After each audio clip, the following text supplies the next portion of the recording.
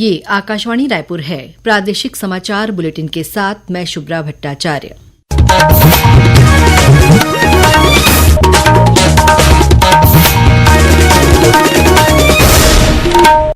और पेश है आज के मुख्य समाचार। रेल मंत्री अश्विनी वैष्णव ने कहा है कि खरसिया नया रायपुर परमालकसा रेल परियोजना छत्तीसगढ़ की रेल कनेक्टिविटी के लिए वरदान साबित होगी। छत्तीसगढ़ के दंतेवाड़ा और नारायणपुर जिले में आज कुल 31 माओवादियों ने आत्मसमर्पण किया। इनमें से 8 माओवादियों पर करीब 9.5 लाख रुपए का इनाम घोषित था। स्वास्थ्य और बेहतर स्वास्थ्य अभ्यासों के बारे में जागरूकता बढ़ाने के लिए आज छत्तीसगढ़ सहित देश भर में विश्व स्वास्थ्य दिवस मनाया जा रहा है और प्रदेश में कल से सुशासन तिहार का आयोजन किया जाएगा। अब समाचार विस्तार से। रेल तथा सूचना प्रसारण मंत्री अश्विनी वैष्णव ने कहा है कि खरसिया नया रायपुर परमालकसा रेल परियोजना छत्तीसगढ़ की रेल कनेक्टिविटी के लिए वरदान साबित होगी। आज नई दिल्ली स्थित रेल भवन से वीडियो कॉन्फ्रेंसिंग के माध्यम से आयोजित प्रेस कॉन्फ्रेंस को संबोधित करते हुए रेल मंत्री ने कहा कि 8,700 करोड़ रुपए से अधिक की लागत वाली इस परियोजना से पूरे छत्तीसगढ़ को एक छोर से दूसरे छोर तक कवरेज मिलेगा। ये परियोजना ओडिशा की सीमा से महाराष्ट्र की सीमा तक रेल नेटवर्क की सुविधा प्रदान करेगी। आज की तारीख में भारत के सबसे बड़े प्रोजेक्ट्स में से एक आएगा। ये टॉप 10 प्रोजेक्ट्स में से एक आएगा। इतना बड़ा प्रोजेक्ट है। एक साथ 8,741 करोड़ का प्रोजेक्ट है। जिन जिलों को बेनिफिट होगा वो है रायगढ़, जांजगीर चांपा, शक्ति, बिलासपुर, बलौदाबाजार, रायपुर, दुर्ग और राजनांदगांव। इस प्रोजेक्ट में 21 स्टेशन हैं, 48 ब्रिज बनेंगे, 349 माइनर ब्रिज छोटे ब्रिज, 14 फ्लाईओवर बनेंगे और 184 अंडरपासेस बनेंगे।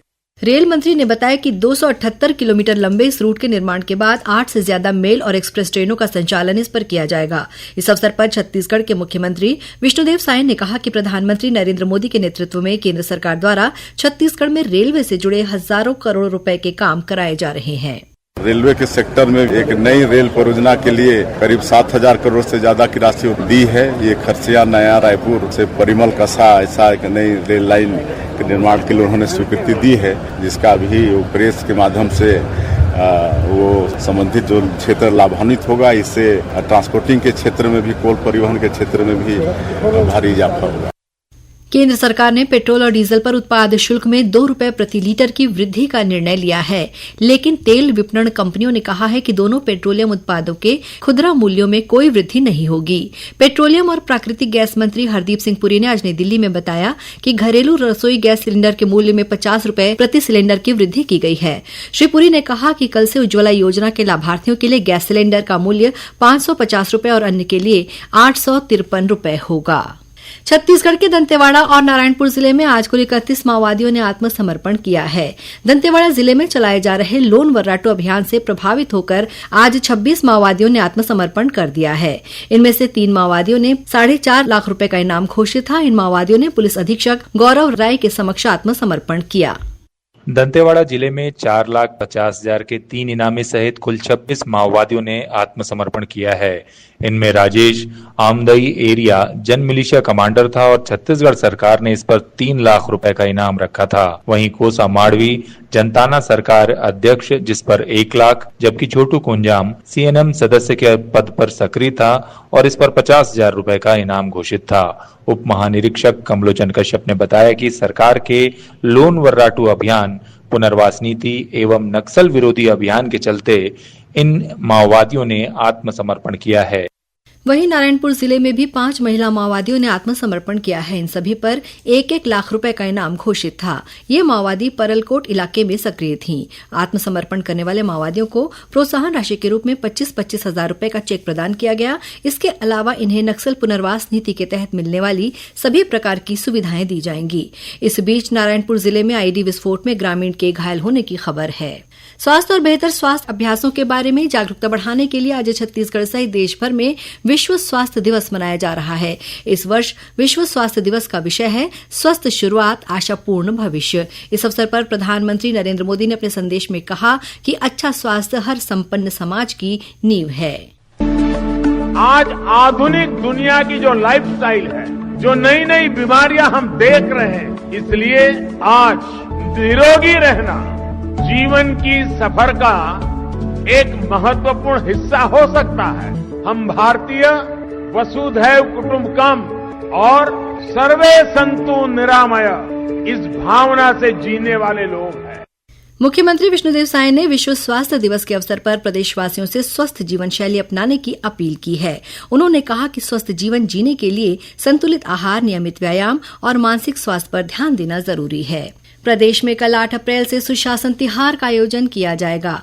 3 चरणों में होने वाले सुशासन तिहार के तहत पहले चरण में 8 से 11 अप्रैल तक लोगों से आवेदन प्राप्त किए जाएंगे। वहीं दूसरे चरण में 1 महीने के भीतर प्राप्त आवेदनों का निराकरण किया जाएगा। तीसरे और अंतिम चरण में 5 मई से 31 मई के बीच समाधान शिविरों का आयोजन किया जाएगा। कल से 11 अप्रैल तक ग्राम पंचायत मुख्यालयों और नगरीय निकाय कार्यालयों में सुबह 10 बजे से शाम 5 बजे तक आवेदन प्राप्त किए जाएंगे। ऑनलाइन आवेदन प्राप्त करने की व्यवस्था पोर्टल में भी रहेगी। केंद्रीय महिला और बाल विकास मंत्रालय कुपोषण को दूर करने के उद्देश्य से कल से पोषण पखवाड़े का 7वां संस्करण मनाएगा। इस वर्ष के पोषण पखवाड़े में मुख्य रूप से 4 विषयों पर जोर दिया जाएगा। ये विषय हैं जीवन के पहले 1000 दिनों पर ध्यान केंद्रित करना, पोषण ट्रैकर के लाभार्थी मॉड्यूल को लोकप्रिय बनाना, कुपोषण का प्रबंधन और बच्चों में मोटापे को दूर करने के लिए स्वस्थ जीवन शैली।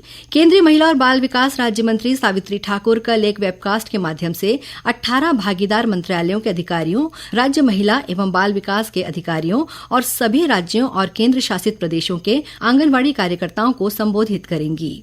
छत्तीसगढ़ में भूजल संवर्धन के लिए जरूरी संरचनाओं का निर्माण मनरेगा, जिला खनिज न्यास मद और आपदा प्रबंधन कोष से कराया जाएगा। इस संबंध में जल संसाधन विभाग ने राज्य के सभी कलेक्टरों को पत्र जारी किया है। पत्र में भूजल के दोहन पर सतत निगरानी रखने के लिए कहा गया है। भारत सरकार के जल शक्ति मंत्रालय द्वारा तैयार भूजल सर्वेक्षण रिपोर्ट के अनुसार छत्तीसगढ़ के 146 विकासखंडों में से 5 विकासखंड भूजल दोहन के हिसाब से क्रिटिकल यानी संकटकालीन स्थिति में हैं। ये विकासखंड हैं बालोद जिले का गुरूर, बेमेतरा जिले का नवागढ़, बेमेतरा और बेरला तथा रायपुर जिले का धरसींवा विकासखंड। इसके अलावा 21 विकासखंडों को सेमी क्रिटिकल स्थिति में पाया गया है। मुख्यमंत्री विष्णुदेव साय ने आज जशपुर में स्वर्गीय जगदेव राम उरांव कल्याण आश्रम चिकित्सालय का भूमि पूजन किया। साथ ही मुख्यमंत्री ने सेवांकुर भारत एक सप्ताह देश के नाम कार्यक्रम का शुभारंभ किया। इस अस्पताल का निर्माण एनटीपीसी द्वारा 35 करोड़ रुपए की लागत से कराया जाएगा। मुख्यमंत्री ने आज जशपुर प्रवास के दौरान जिला अस्पताल में सिकल सेल थैलेसीमिया परामर्श जागरूकता तथा HLA मैचिंग शिविर का शुभारंभ किया। इसके अलावा मुख्यमंत्री ने जशपुर के बगिया स्थित सीएम कैंप कार्यालय से मोबाइल कैंसर डिटेक्शन वैन को हरी झंडी दिखाकर रवाना किया। दुर्ग जिले के मोहन नगर थाना क्षेत्र में एक बच्ची के साथ दुष्कर्म और हत्या का मामला सामने आया है। मिली जानकारी के अनुसार बच्ची सुबह घर से कन्या भोज के लिए निकली थी। शाम तक वापस नहीं लौटी तो परिजनों ने खोजबीन शुरू की। इस दौरान एक कार में बच्ची की लाश मिली। पुलिस ने इस मामले में आरोपी के रूप में बच्ची के चाचा को गिरफ्तार किया है। और अब पेश है मौसम का हाल। एक पश्चिमी विक्षोभ के कारण प्रदेश के कुछ स्थानों में कल से मौसम में बदलाव हो सकता है। मौसम विभाग के अनुसार कल 8 अप्रैल को रायपुर, बस्तर, दुर्ग और बिलासपुर संभाग के कुछ जिलों में हल्की वर्षा होने या गरज चमक के साथ छींटे पड़ने की संभावना है। इसके अलावा प्रदेश के कुछ स्थानों पर वज्रपात होने या अंधड़ चलने की संभावना जताई गई है। और अब कुछ समाचार संक्षेप में। आज भारत सहित एशिया के तमाम शेयर बाजारों में भारी गिरावट देखी गई। सेंसेक्स में आज करीब 3% यानी 2200 पॉइंट से अधिक की गिरावट दर्ज की गई। राज्यपाल रमेश डेका ने आज सारंगढ़, बिलाईगढ़ जिले के प्रवास के दौरान कलेक्टोरेट परिसर में एक पेड़ मां के नाम अभियान के तहत वृक्षारोपण किया। राज्यपाल ने सारंगढ़ में आयोजित कार्यक्रम में विभिन्न योजनाओं के हितग्राहियों को सामग्री का वितरण किया। भारतीय जनता पार्टी के स्थापना दिवस के अवसर पर रायपुर स्थित प्रदेश कार्यालय में पार्टी के अतीत से वर्तमान तक के सफर पर केंद्रित प्रदर्शनी लगाई गई है। इसका उद्घाटन आज क्षेत्रीय संगठन महामंत्री अजय जम्वाल और संगठन महामंत्री पवन साय ने किया। पूर्व आबकारी मंत्री कवासी लखमा की रिमांड अवधि ईओडब्ल्यू की विशेष कोर्ट द्वारा 5 दिन बढ़ा दी गई है। अब 11 अप्रैल तक वे पुलिस रिमांड में रहेंगे। जशपुर जिला प्रशासन और बालको मेडिकल सेंटर द्वारा सामुदायिक स्वास्थ्य केंद्र कुनकुरी में 7 और 8 अप्रैल को निःशुल्क रक्त तथा कैंसर रोग परामर्श शिविर का आयोजन किया जा रहा है। और कोंडागांव जिले के बड़े राजपुर ब्लॉक के तितरखंड गांव में वार्षिक देव मेला शुरू हो गया है। इसमें 24 परगनों से देवी देवताओं को लाया गया है और उनकी विधि विधान से पूजा अर्चना की जा रही है। अंत में मुख्य समाचार एक बार फिर। रेल मंत्री अश्विनी वैष्णव ने कहा है कि खरसिया नया रायपुर परमाल कसा रेल परियोजना छत्तीसगढ़ की रेल कनेक्टिविटी के लिए वरदान साबित होगी। छत्तीसगढ़ के दंतेवाड़ा और नारायणपुर जिले में आज कुल 31 माओवादियों ने आत्मसमर्पण किया। इनमें से 8 माओवादियों पर करीब 9.5 लाख रुपए का इनाम घोषित था। स्वास्थ्य और बेहतर स्वास्थ्य अभ्यासों के बारे में जागरूकता बढ़ाने के लिए आज छत्तीसगढ़ सहित देश भर में विश्व स्वास्थ्य दिवस मनाया जा रहा है और प्रदेश में कल से सुशासन तिहार का आयोजन किया जाएगा। इसी के साथ प्रादेशिक समाचार बुलेटिन समाप्त हुआ। नमस्कार।